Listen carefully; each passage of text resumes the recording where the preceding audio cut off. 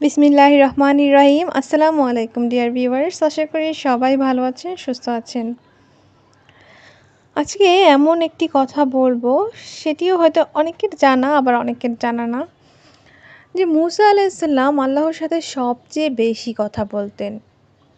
তো ওনার একসময় শরীর খুব খারাপ ছিল। তখন উনি আল্লাহকে বললেন, আমার তো খুব পেট ব্যথা করছে, আমার শরীরটা আজকে একটুও ভালো নেই। তখন আল্লাহ বললেন যে, তুমি ওই গাছের পাতা খাও, তাহলে তুমি সুস্থ হয়ে যাবে।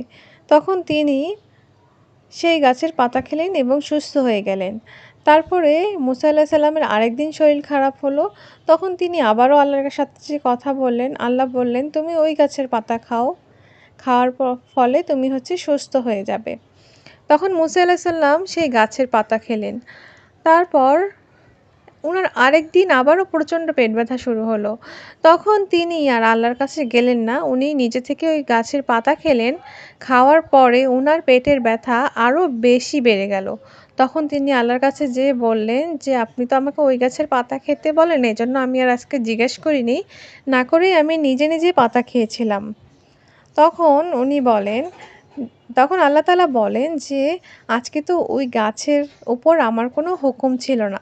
সুবহানাল্লাহ, মানে আল্লাহর হুকুম ছাড়া আসলে কোনো কিছুই হয় না। প্রত্যেকটা জিনিসেই আল্লাহর হুকুম থাকে। তখন মুসা আলাইহিস সালাম বুঝতে পারেন যে আসলে সবকিছু আল্লাহর হুকুমেই হয়। উনি আল্লাহকে না বলে যেহেতু পাতা খেয়েছিলেন, তাই উনার পরবর্তীতে পেটের ব্যথা ভালো হয়নি। এই ঘটনাটি থেকে আমাদের অনেক কিছুই শিক্ষণীয় রয়েছে। আল্লাহর হুকুম ছাড়া একটি পাতাও নড়ে না। কোরআনে বলা হয়েছে, তোমাদের উপর যে বিপদ আসে তা তোমাদের কৃতকর্মের ফল, এবং আল্লাহ অনেক গুনাহ মাফ করে দেন।